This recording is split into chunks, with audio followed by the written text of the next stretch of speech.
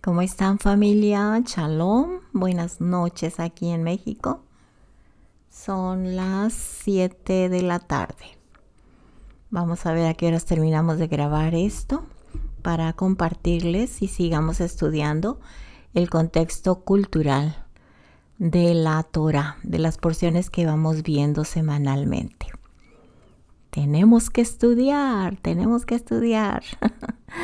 No podemos quedarnos estancados, porque al que mucho se le da, mucho se le pide, mucho se le demanda.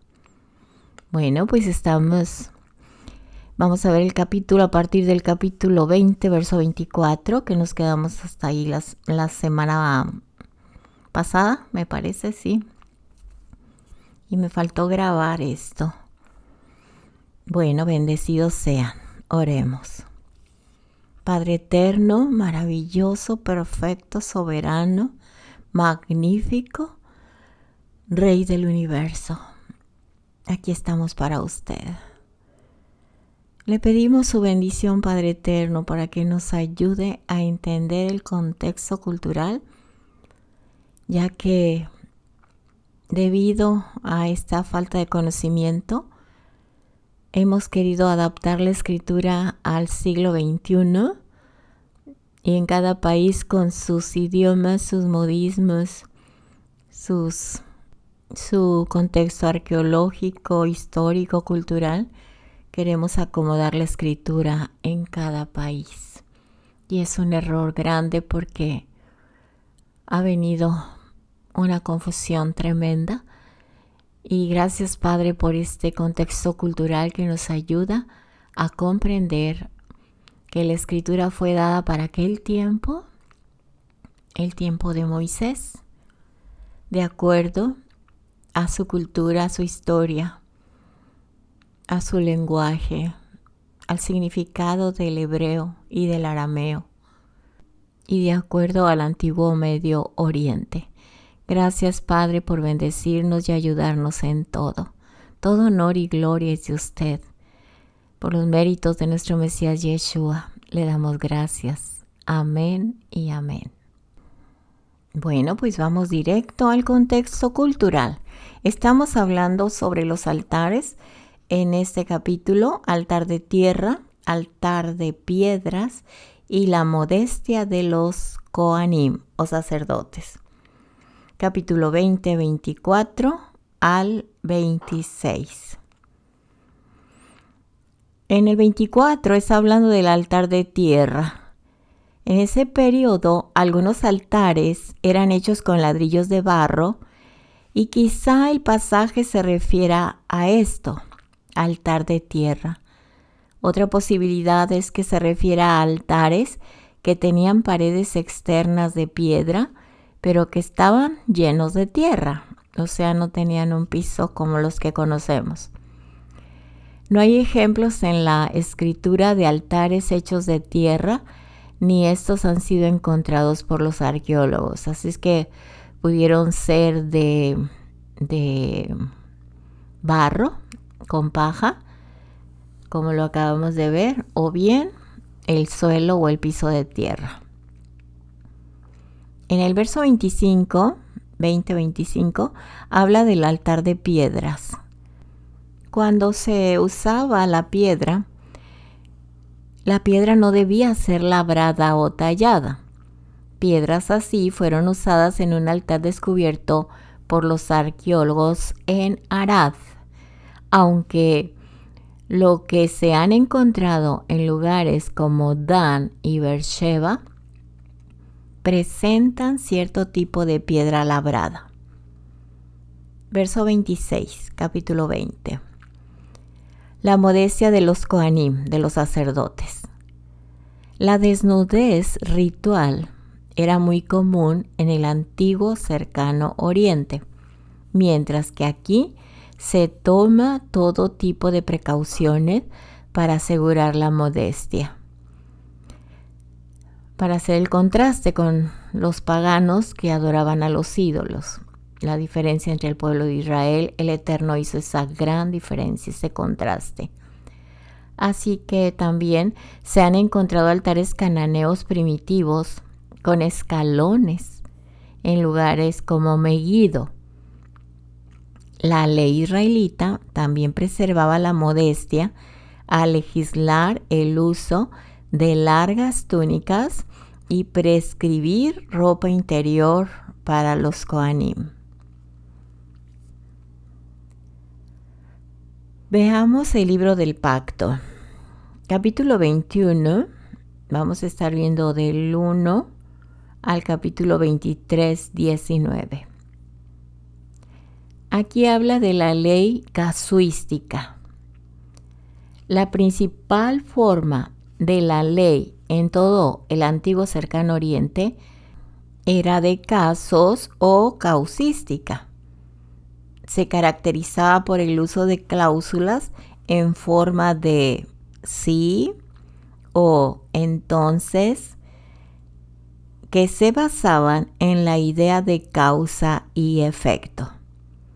En los códigos legales israelitas, las leyes sobre casos presumían la igualdad de todos los ciudadanos y por consiguiente el castigo de un crimen no era limitado o magnificado por la clase social o la riqueza. Sin embargo, no era ese el caso de la antigua Mesopotamia, porque en el código de Hammurabi, en el año 1750 antes de nuestra era, se prescribían diferentes grados de castigo, desde multas hasta la ejecución. Si se trataba de esclavos, ciudadanos o miembros de la nobleza. La legislación de casos puede ser rastreada hasta sus orígenes a los mandamientos o leyes apodícticas, como las que se encuentran en los 10 mandamientos o las 10 palabras. Como las personas cometían crímenes en diferentes circunstancias, se hacía necesario ir más allá de un simple mandamiento, como no hurtarás, para tomar en cuenta aspectos como el momento del día y el valor de lo que había sido robado. En el capítulo 21.1 al capítulo 23.19 que estamos viendo el libro del pacto, nos habla de la naturaleza del pacto. El código legal que se encuentra en Éxodo 21 al 23 es mencionado como libro del pacto y probablemente sea el ejemplo más antiguo de legislación, ley casuística en la Biblia. Trata como una amplia variedad de situaciones legales, como la esclavitud, el robo, el adulterio, y tiende a imponer penas realmente duras. 9 de ellas requieren la ejecución, muchas de las cuales están basadas en el principio de la ley del talión, de ojo por ojo. Las leyes anticipaban la gama de situaciones en la vida que podían surgir en la cultura aldeana de los periodos del establecimiento y la primera monarquía. Regulaban el comercio, la práctica matrimonial y la responsabilidad personal. Su tono es menos teológico que el de las colecciones legales de Levítico y de Deuteronomio. Capítulo 21, verso 2, hebreo. Habla hebreo. El término hebreo que se usa para designar a un israelita se ha quedado desposeído y sin tierra. Aunque esta persona podría verse obligada a venderse a sí misma o a su familia en esclavitud como pago de una deuda, retenía su derecho como miembro de la comunidad y no podía ser mantenida en servidumbre perpetua. Debía ser liberada y declarada libre de deuda después de 6 años de trabajo. Seguimos con el capítulo 21, versos 2 al 6.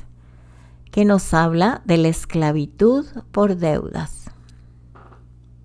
Debido a la frágil naturaleza del entorno en gran parte del antiguo Cercano Oriente, los agricultores y pequeños propietarios podían encontrarse endeudados. Sus problemas podían incrementarse si continuaba por más de un año una sequía y las pobres cosechas que seguirían.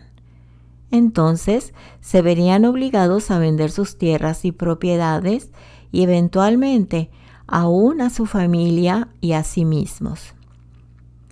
La ley israelita tomaba en cuenta esta situación al proveer un periodo adecuado de servicio laboral para el acreedor, así como un tiempo limitado de servidumbre al deudor para su esclavitud por deudas.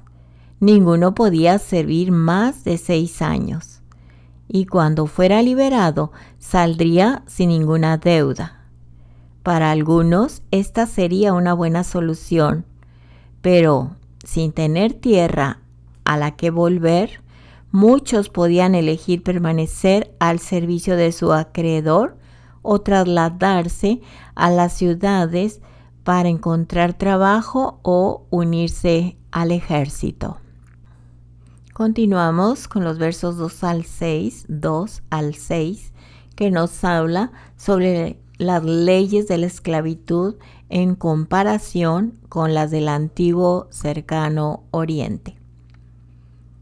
Las leyes israelitas sobre la esclavitud tendían a ser más humanas que las de cualquier otra parte en el antiguo Cercano Oriente.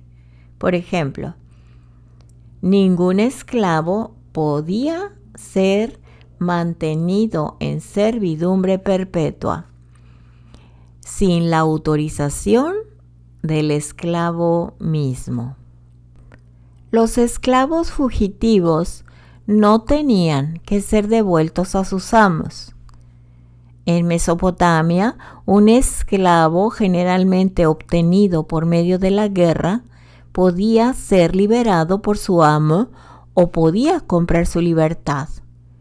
Las leyes de Hammurabi establecían un límite de tiempo de 3 años para una deuda por esclavitud, en comparación con los 6 años de Éxodo 21:2.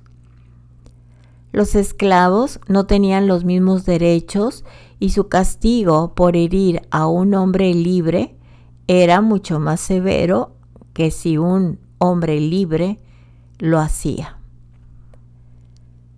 Versos 5 y 6. Perforación de la oreja en un poste. Los caminos de acceso eran lugares sagrados y con una significación legal. Cuando un esclavo resolvía permanecer en esa condición a fin de preservar a una familia que había formado en la servidumbre, correspondía llevarlo hasta la puerta de su amo y entonces atar simbólicamente al esclavo a ese lugar, pasando un punzón en el lóbulo de su oreja hasta el dintel de la puerta. Es posible que en ese momento se le colocara un aro para indicar que era un esclavo a perpetuidad. Versos 7 al 11. Venta de una hija como esclava. Cuando una hija había sido vendida como esclava por su padre, la intención era tanto la de pagar una deuda como la de obtenerle un marido sin dote.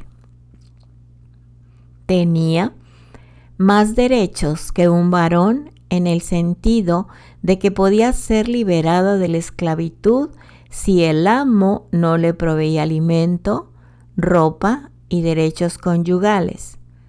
En periodos relativamente cercanos hay testimonios de venta de hijos como esclavos en Mesopotamia.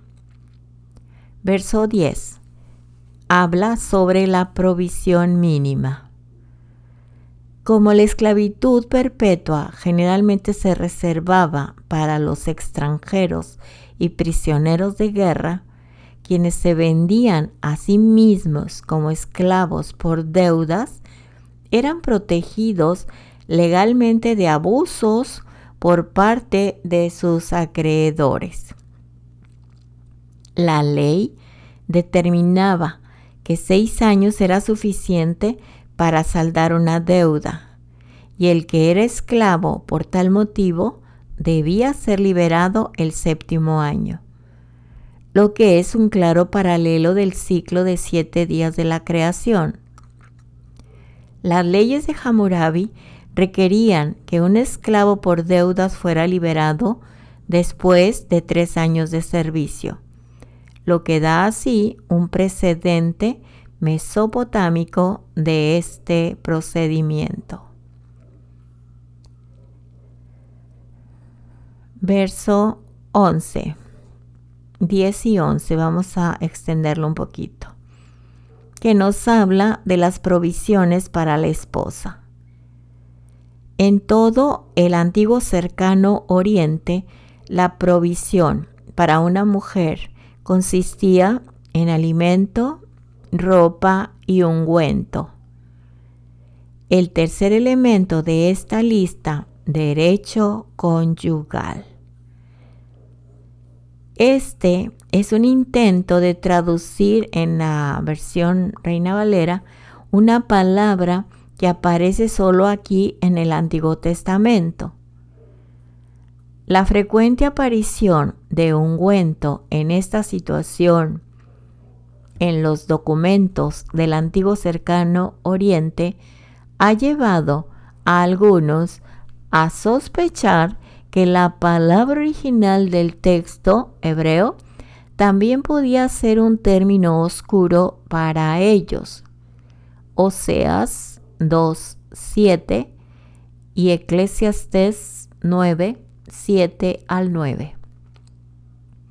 Verso 12. Habla de la pena capital.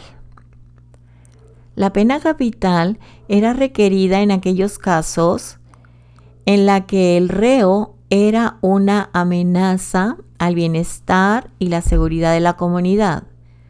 Por eso, el asesinato, la falta de respeto a los padres o el abuso a los padres, el adulterio y la adoración de falsos dioses eran crímenes capitales, ya que provocaban heridas en las personas y corrompían la estructura social. El principio subyacente era que la indulgencia alentaría a otros a cometer los mismos crímenes. La forma habitual de ejecución era el apedreamiento. De este modo, nadie era responsable por la muerte del reo, sino que toda la comunidad participaba en la eliminación del mal. Estamos en Éxodo capítulo 21, verso 13, donde nos habla del lugar de refugio. En los casos en que el homicidio no era intencionalmente cometido, la persona implicaba tener la oportunidad de pedir refugio en un lugar determinado, generalmente un altar o un santuario. Números 35:12, Deuteronomio 4, del 41 al 43, y capítulo 19, del 1 al 13. Josué, capítulo 20. Así que esto protegía al que iba a pedir refugio de la familia de la víctima y daba a las autoridades tiempo como para escuchar a los testigos y hacer un juicio. Por lo tanto, la continuación del refugio dependía de si la muerte era considerada un asesinato o algo accidental. Eventualmente, el número de lugares de refugio tuvo que ser aumentado a medida que crecía la nación. Capítulo 21, versos 15 y 17. Habla sobre maldecir a los padres. Los eruditos han demostrado que la infracción mencionada aquí no es la maldición, sino el trato despreciativo. Se trata de una categoría más general y ciertamente incluía la prohibición de golpear a los padres. En la Reina Valera dice herir o pegar. Estamos hablando de los padres.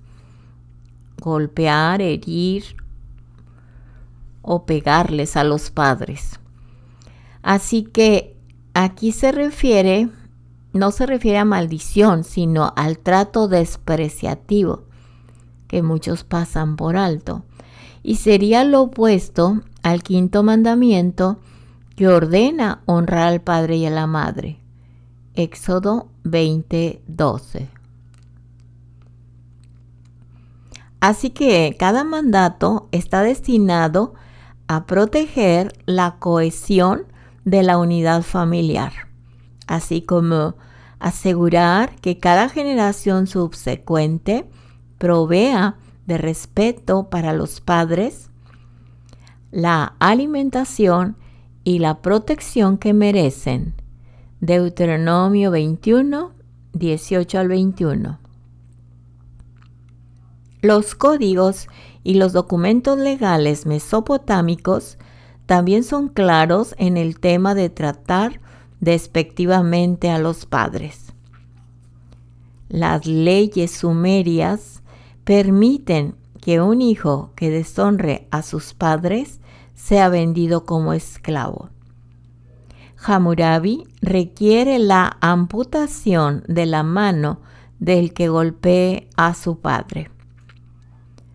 Un legado de Ugarit usa el mismo verbo de este texto para describir la conducta de un hijo y estipula que sea desheredado. Verso 16, capítulo 21, Éxodo. Nos habla del secuestro o del tráfico de esclavos. El secuestro tenía lugar ocasionalmente cuando no se lograba pagar una deuda, pero más a menudo era simplemente una parte del tráfico ilícito de esclavos. Tanto las leyes mesopotámicas como las bíblicas requerían la pena de muerte por este crimen. Una pena tan dura que refleja la preocupación por la libertad individual, así como la protección contra los ataques a las familias débiles. Éxodo 21, textos 18 y 19, nos hablan de las leyes sobre heridas en comparación con las del antiguo cercano Oriente. La responsabilidad por las heridas a personas como resultado de una pelea y no por una acción premeditada es similar en la Biblia y en los códigos del antiguo cercano Oriente.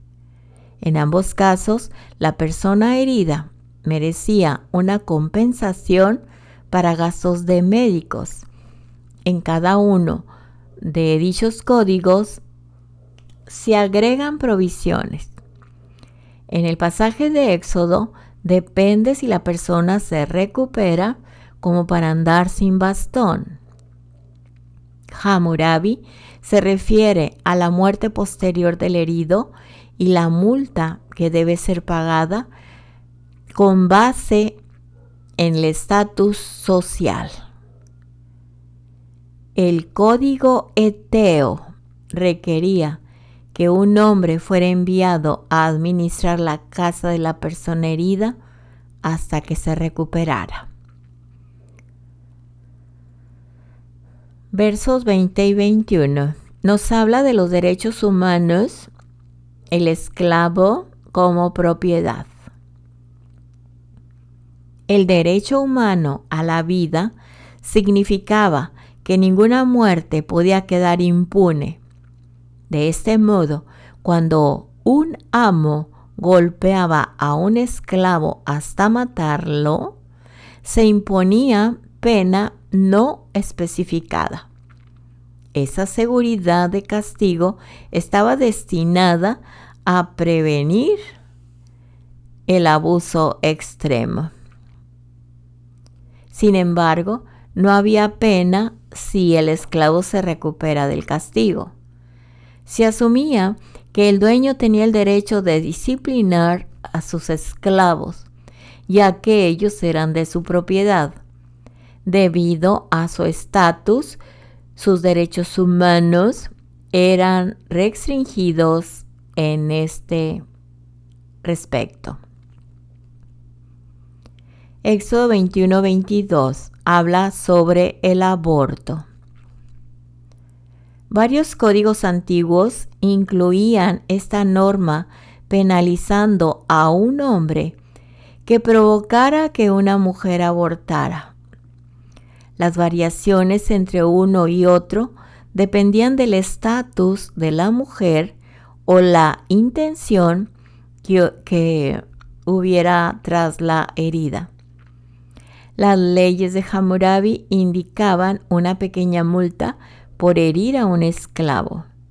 Las leyes de Asiria Media especificaban una gran multa, 50 azotes y un mes de trabajo forzado por herir a la hija de un ciudadano.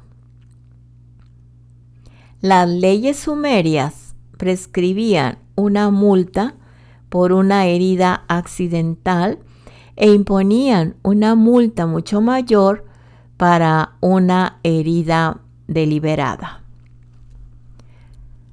La ley de Éxodo prestaba atención a si había habido algún daño posterior a la madre más allá de la pérdida del feto e imponía una multa basada en el reclamo del esposo y el pronunciamiento de los jueces. El objeto de esta multa era compensar por el daño a la madre más que por la muerte del feto. Sin embargo, la ley asiria media demandaba que la muerte del feto fuera compensada con otra vida. Capítulo 21, versos 23 al 25, habla sobre la ley del talión. El principio legal de la ley del talión, ojo por ojo, se basaba en la idea de reciprocidad y de retribución apropiada. Levítico 24, versos 10 al 20. Idealmente, cuando un daño era hecho a otra persona, la forma de proveer una justicia real era causar el mismo daño al reo, aunque esto puede parecer extremo. De hecho, limitaba el castigo que podía ser inferido a la persona acusada del daño producido. Este castigo no podía exceder al daño hecho.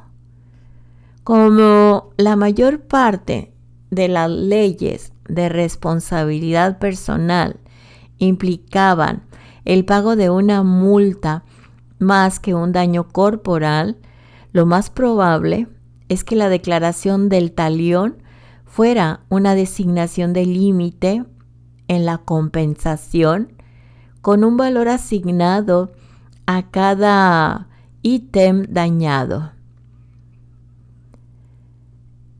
En las leyes de Esnuna, que establecían multas por la nariz, por los dedos, por la mano, por el pie. El talión también se encontraba en su forma básica en el Código de Hammurabi, pero las leyes que seguían a cada sección continúan variaciones basadas en el estatus social de las personas implicadas, libres, esclavos o nobles. En la mayor parte de los casos, el talión, la ley del talión, se aplicaba cuando había habido un intento premeditado del daño. Éxodo 21, 22 al 26 nos habla de la responsabilidad personal. En el antiguo cercano Oriente había un gran énfasis sobre la responsabilidad personal, a fin de proteger a la persona y su capacidad para el trabajo. Se escribieron detallados códigos para tratar sobre todo daño concebible producido por mano humana o por la propiedad de alguien. El ejemplo clásico era el del buey corneador. Además de encontrarse en Éxodo, aparecía en las leyes de Esnuna y Hammurabi, donde la pena por permitir que un corneador reconocido fuera dejado suelto era una multa. Sin embargo, el ejemplo bíblico requería que tanto el buey como su amo fueran apedreados. Leyes similares que implicaban el fracaso del dueño para evitar un daño posible, incluyendo perros salvajes. Las violaciones a los códigos de edificación. Éxodo 21, 33 y 34. Y daño a animales valiosos por otro o por un ser humano. Generalmente, esos crímenes eran punibles por medio de multas basadas en el grado del daño y el valor de la persona o animal herido.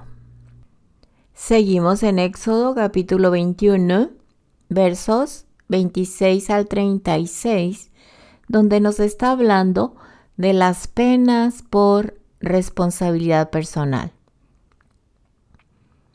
Las penas impuestas en caso de responsabilidad personal dependían de quién o qué era dañado.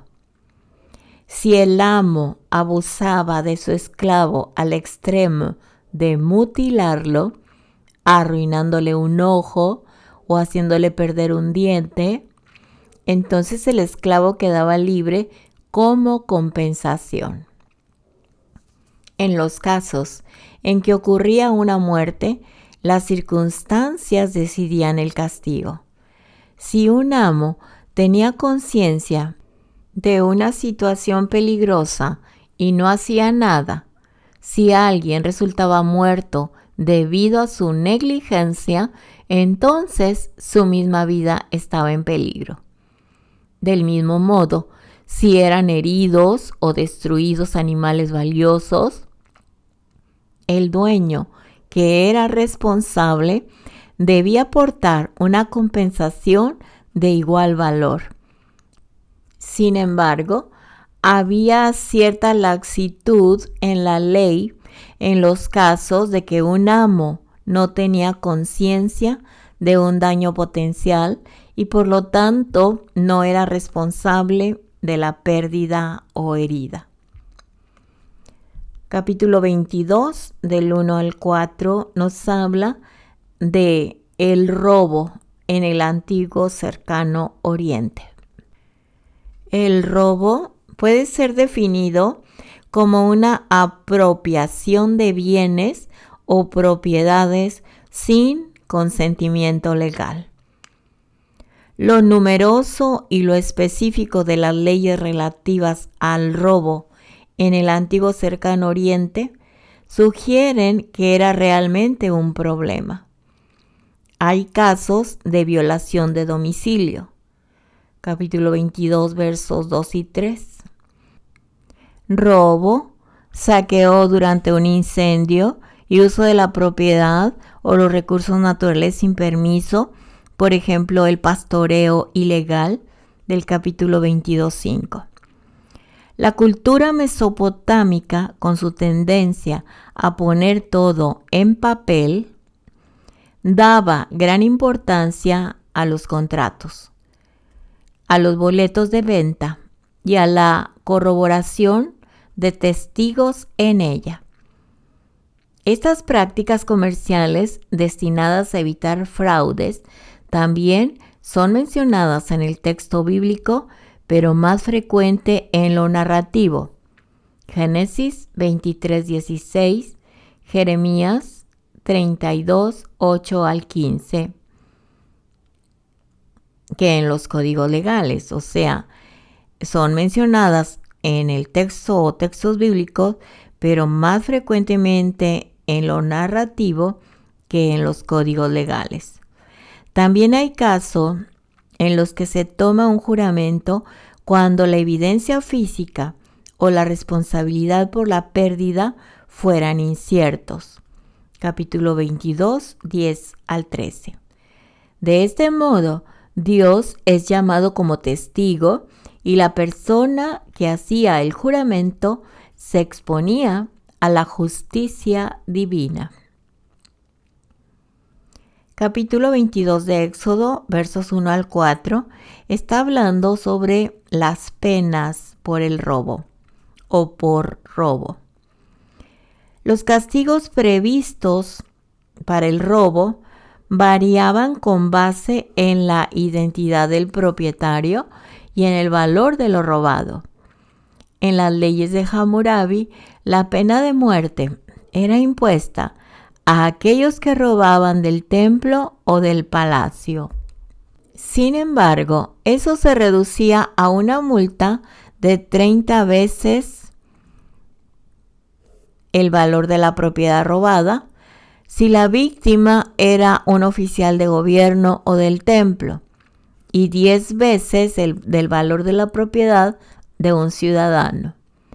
Esta misma ley imponía la pena de muerte a un ladrón que no podía pagar la multa. Éxodo 22:3. Esto se suaviza haciendo que el ladrón fuera vendido como esclavo para compensar la pérdida. Esas penas, con tan fuertes multas o con la sentencia de muerte, sugieren lo serio que era tomado este delito del robo por la sociedad. Capítulo 22, versos 2 y 3. Robo con violación de domicilio. Se da por sentado que la gente tenía derecho a defenderse del robo, así como a su propiedad. Por eso, si un ladrón entraba a una casa de noche y era muerto por el dueño de la casa, eso no se consideraba un caso de defensa propia. Ejemplo, las leyes de Ur-Nammu. Sin embargo, esto cambiaba si la irrupción ocurría durante el día, porque el dueño de casa podía ver más claramente el grado de amenaza y podía llamar pidiendo ayuda. Las leyes de Hammurabi agregaban un elemento simbólico para refrenar este tipo de robo al hacer que el cuerpo del ladrón ejecutado fuera empotrado en el orificio que él había hecho en la pared de barro de su presunta víctima. Capítulo 22, 2 al 15. Habla de la responsabilidad por la propiedad. En la mayoría de los casos, la responsabilidad por el daño o pérdida en la propiedad se basaba en las circunstancias o en los contratos. Por lo general, la restitución se basaba en la pérdida de propiedad como animales, ganado, fruta, o de productividad si eran dañados campos o quintas o se les hacía improductivo. También era claro el sentido de responsabilidad en los casos producidos por negligencia. Los ejemplos incluyen el fuego descontrolado, los animales sueltos o cuando eran estropeados sistemas de irrigación o represas. En cada uno de estos casos, la persona que permitía que persistieran los defectos peligrosos o que no ponían freno a los animales debía pagar una restitución por cualquier pérdida producida. Sin embargo, no se cubría cualquier pérdida. En algunos casos, los reclamos por pérdida eran descartados debido a hechos imprevisibles o porque estaban incluidos en los acuerdos de alquiler. Capítulo 22, versos 13 al 15. Ahora vamos a ver las penas por responsabilidad en la propiedad. Capítulo 22, versos 5 al 15. Como la pérdida o daño en la propiedad podía ser calculada en términos reales, las penas en los casos que implicaban responsabilidad sobre ella eran tratados de modo que proveyeran una justa retribución del valor monetario. De acuerdo con los estatutos bíblicos, a veces esto sería dejado para ser determinado por los jueces. En otros casos, se imponía un monto fijo del doble del valor de lo perdido. Esto es más específico que los códigos mesopotámicos, donde la naturaleza exacta del daño a un animal productivo es colocada en una lista junto con la compensación adecuada y se prescribe el monto exacto del grano o de grano en una superficie dada en un campo anegado. Estamos viendo el contexto cultural del antiguo cercano Oriente. En el capítulo 22 de Éxodo, verso 16, vemos sobre los votos matrimoniales. Las familias negociaban los contratos matrimoniales que indicaban a la familia del novio el precio de la novia y la dote de la familia de la novia. Una vez que la pareja se había desposado o prometido el uno al otro, se los consideraba legalmente ligados en contrato o ligados al contrato. De este modo, la pena por violación dependía de si la mujer era una virgen o estaba prometida para el casamiento. Capítulo 22, versos 16 y 17. Precio de la novia. La familia del novio pagaba ese precio como parte del acuerdo de matrimonio. El precio variaba si la mujer era virgen o había estado casada antes. En este caso, el precio por una virgen era exigido aún cuando hubiera sido violada.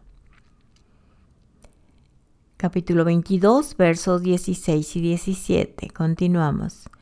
La perspectiva de las relaciones sexuales premaritales. Se las desalentaba por varias razones. Primera, usurpaban la autoridad del padre para acordar el contrato matrimonial. Segunda, disminuían el valor potencial de la novia. Tercero, impedían que el esposo estuviera seguro de que su primogénito fuera realmente vástago suyo. Esta ley regulaba relaciones sexuales prematrimoniales ilícitas imponiendo un matrimonio forzoso al culpable y o una multa igual al precio de una novia virgen. De ese modo, el padre podía sentirse libre de la situación embarazosa y de la pérdida de ingreso cuando se negociaba un contrato por una hija que ya no era virgen. Capítulo 22, verso 18, habla sobre las brujas. Dentro de la comunidad israelita, los practicantes de magia eran proscritos bajo pena de muerte. Levítico 19:31 y Levítico 20:27. Toda restricción al respecto era en forma de ley apodíctica o mandamiento. Esta intolerancia total puede haberse debido a su relación con la religión cananea o simplemente porque sus artes representaban un desafío a la supremacía de Dios sobre la creación. Capítulo 22, 19 habla sobre el bestialismo. También quedaron escritas en forma de mandamiento las leyes que prohibían las relaciones sexuales con animales. Levítico 18:23, Levítico 20, 15 y 16. El bestialismo, como la homosexualidad, violaban el fundamento básico de que se debía ser fructífero y multiplicarse. Génesis 1:28 y capítulo 9, verso 1. También borraba las categorías de la creación al entremezclarse las especies. Estos actos también eran prohibidos en las leyes eteas. Capítulo 22, verso 21, estamos en Éxodo, habla su vulnerabilidad de los extranjeros. Estamos viendo el contexto cultural del antiguo cercano oriente. El requerimiento de proteger a los extranjeros se basa siempre en el recuerdo del Éxodo y en el estatus extranjero de los israelitas antes de que ellos se asentaran en Palestina. Deuteronomio 24, del 17 al 22. Está basado también en la imagen de Dios como final protector del débil, ya sea que se trate de la nación entera o de los miembros más vulnerables de la sociedad. El trato humanitario de los extranjeros sigue el código del espíritu de hospitalidad, pero también reconoce una clase de personas que no son ciudadanas y que podrían ser objeto de discriminaciones o de abuso si no se hiciera una provisión especial para ellas. En el capítulo 22 que estamos viendo de Éxodo, los versos 22 al 24, habla sobre la vulnerabilidad de los huérfanos. Los huérfanos, los extranjeros y las viudas formaban las tres clases de personas más pobres en las sociedades antiguas. Dios tuvo especial cuidado de estas personas debido a su vulnerabilidad básica, requiriendo que no fueran oprimidas y maldiciendo a quienes las oprimieran con la amenaza de convertirlos en huérfanos a ellos mismos. Las frecuentes guerras, hambrunas y enfermedades aseguraban que siempre habría un gran número de huérfanos. Aunque ellos pudieran haber contribuido a la fuerza general de trabajo, hubieran tenido que ser adoptados para que heredaran alguna propiedad y para que aprendieran alguna pericia como aprendices, como en las leyes de Hammurabi del antiguo Cercano Oriente. Capítulo 22, versos 22 al 24.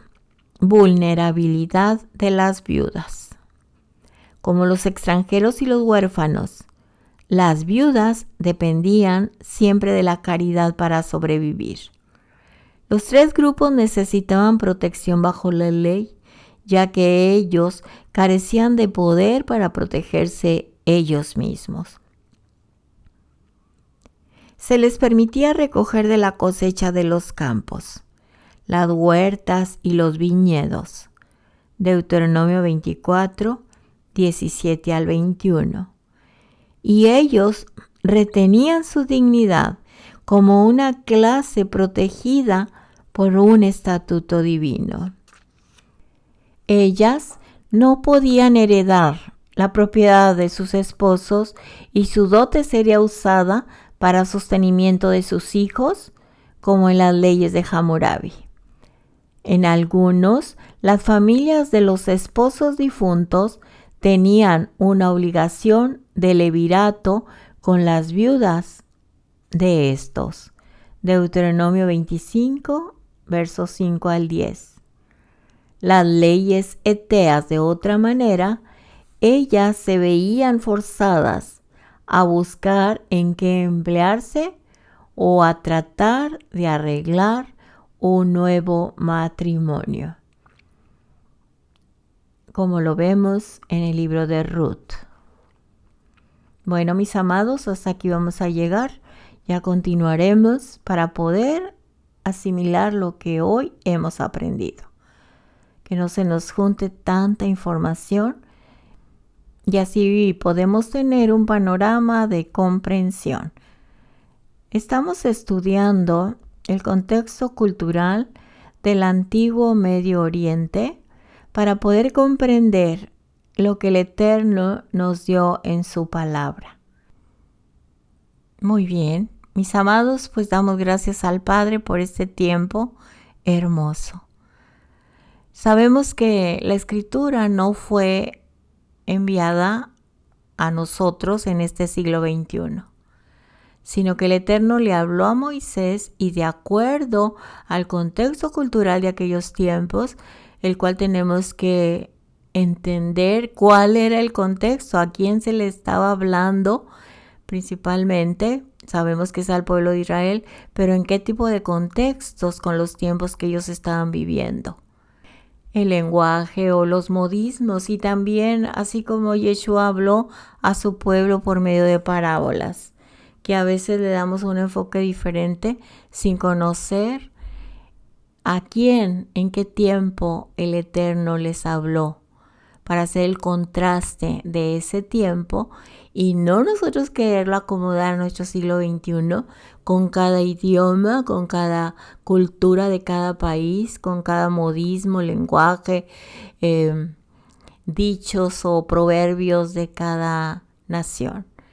Tenemos que entender para quién fue dada la palabra.